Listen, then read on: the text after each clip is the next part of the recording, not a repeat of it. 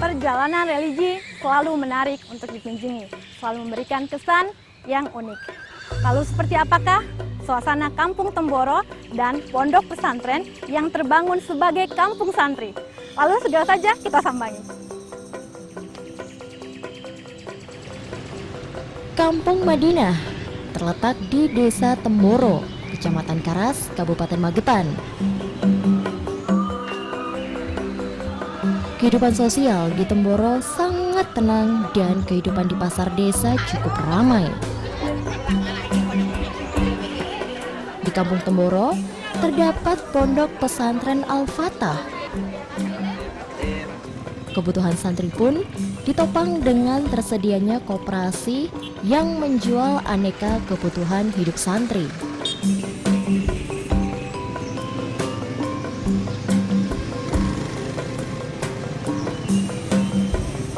Begitu masuk kampung terpampang tulisan kawasan berpakaian muslim. Penduduk Temboro memang beragama Islam. Para lelaki memakai jubah dan para wanita berjubah hitam panjang. Di antaranya ada yang memakai purdah atau hanya sekedar memakai tudung.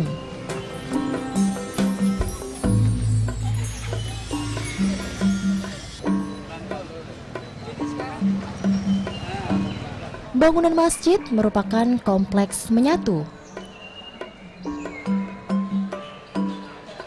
yang terdiri masjid, ruang-ruang pembelajaran, taman, dan pondokan santri.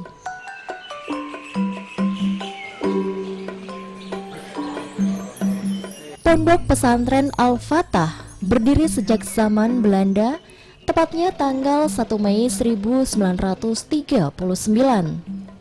Terletak di Desa Temboro, Kecamatan Karas, Kabupaten Magetan, Jawa Timur. Dirintis oleh Kiai Haji Sarbun Sidik.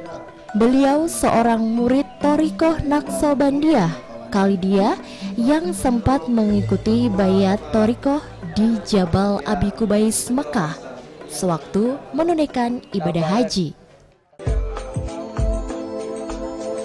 Di samping kegiatan Thariqah dan kegiatan pengajian, juga dikembangkan unit kegiatan formal seperti Madrasah Ibtidaiyah, Madrasah Sanawiyah, dan Madrasah Aliyah.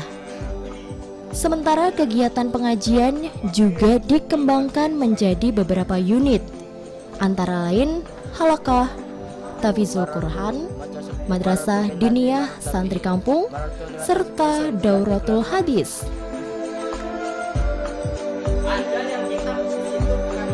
Pondok pesantren Al-Fatah Temboro terkenal karena satu-satunya pesantren di wilayah eks-Karesidenan Madiun yang memiliki ciri khas. Santriwatinya senantiasa menggunakan baju muslim purdah dengan warna hitam dan bercadar. Tujuan utama pendidikan di Pondok Pesantren Al-Fatah adalah untuk mencetak santri menjadi orang soleh, bertakwa, memiliki pemahaman yang lurus dan mendalam, memiliki keyakinan teguh dan kokoh terhadap agama, serta memiliki semangat tinggi untuk mengamalkan dan mendakwahkan agama ke seluruh penjuru dunia. Pondok pesantren Al-Fatah Temboro ini sebenarnya berasal dari pondok orang-orang tua.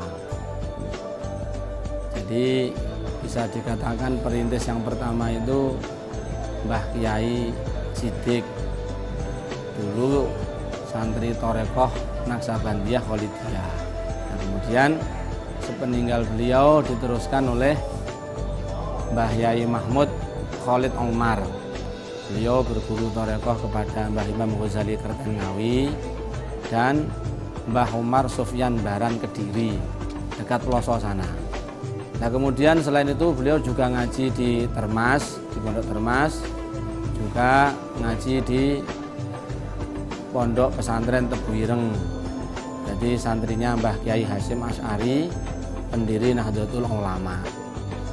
Oleh karena itu, pondok kita itu ya pondok Thorekoh, kemudian juga ngaji kitab-kitab sebagaimana pondok-pondok pesantren yang lain.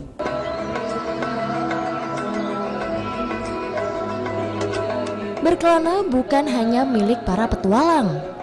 Para santri pondok pesantren Al-Fatah juga melakukannya. Tapi bukan sembarang kelana. Mereka mengemban misi mulia, berkelana, menebarkan rahmatan lil alamin. Hingga kini bahkan sudah menjadi tradisi, artinya setiap santri wajib melakukannya sebagai salah satu bagian dari pendidikan, di samping menyebarluaskan Islam. Tempat yang dituju santri kelana yakni masjid. Disitulah mereka menginap sekaligus menjadikan masjid sebagai pusat aktivitas seperti sholat, zikir, itikaf, tadarus Quran, dan taklim. Di sela-sela waktu, mereka berdakwah dari rumah ke rumah milik kaum muslim di sekitar masjid. Untuk masalah pendidikan kita utamakan dalam mendidik anak itu kita arahkan dengan nuansa religi. Artinya pendidikan formal bagus, tapi kalau tidak ada religi, tidak ada pengetahuan dari agama, kayaknya sangat kurang sekali untuk menjadikan anak yang soleh-soleh atau anak yang potensi untuk urusan tentang pengetahuan.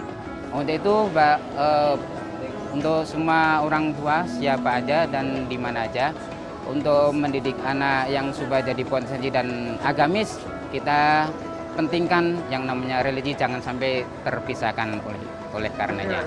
Informasi pendidikan religi maka harus kita dekatkan, harus kita cari informasi ke pesantren-pesantren atau ke tempat pendidikan Islam yang untuk menjadikan anak ini bisa mendapatkan informasi yang lebih bagus lagi. Menjadi generasi muda Islam yang soleh, cakap, dan cerdas adalah harapan anak muda yang di dadanya terdapat kecintaan terhadap Islam. Tak heran bila para santri yang menimba ilmu di pondok pesantren Al-Fatah berasal dari berbagai daerah di Indonesia dan negara-negara ASEAN. Alhamdulillah Allah SWT izinkan datang kemari karena di sini suasana agamanya lebih mantap lah, di segi pelajaran-pelajarannya pun, dan di sini insya Allah suasana agama kelihatan daripada tempat-tempat yang lain. Karena apa, wanita-wanitanya dan juga laki-lakinya itu tutup aurat dengan sempurna, dan orang-orang yang masuk datang ke sini terus tertariklah dengan suasana di sini. Di segi pelajaran-pelajaran sini ada juga di segi pelajaran seperti pelajaran kitab, pelajaran ilmu nahwu saraf ataupun selainnya. Ada juga di samping itu belajar dakwah. Nah, diajar kita untuk dakwah. Yang dakwah ini adalah penting, yaitu pondasi agama. Tanpa dakwah tidak ada agama. Hayatuddin, hayatud dakwah. Mautuddin, mautud dakwah. Para santri pun saat libur memanfaatkan liburan untuk berlatih menyalurkan hobi dan kemampuannya mengendarai kuda dengan baik. Keberadaan kuda-kuda dihadirkan mengandung makna agar para santri dapat menghayati kembali bagaimana lika-liku perjuangan Islam sejak zaman Nabi Muhammad SAW.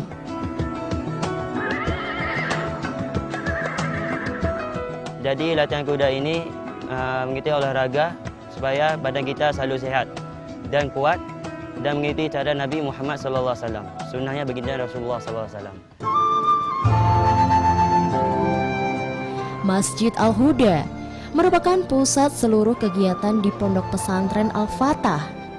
Karena disinilah tempat diadakannya musyawarah membahas kegiatan-kegiatan pondok. Juga pengajian umum yang rutin digelar setiap malam Jumat. Ribuan jamaah dan santri mengikuti pengajian ini. Masjid yang dibangun ini mampu menampung lebih dari 10.000 jamaah. Pondok pesantren Al-Fatah memang dijadikan sebagai pusat jamaah tabligh di Indonesia. Hal ini tidak terlepas dari metode penyampaian dakwah yang menyejukkan. karena lebih mengedepankan hikmah dan kesabaran dalam berdakwah, mengajak orang untuk semakin kafah dalam Islam.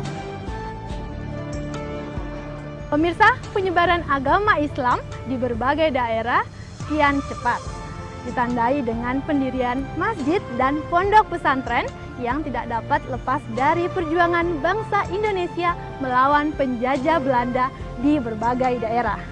Akhirnya kami tuntasi perjalanan kita kali ini. Terima kasih atas kebersamaan Anda. Wassalamualaikum warahmatullahi wabarakatuh.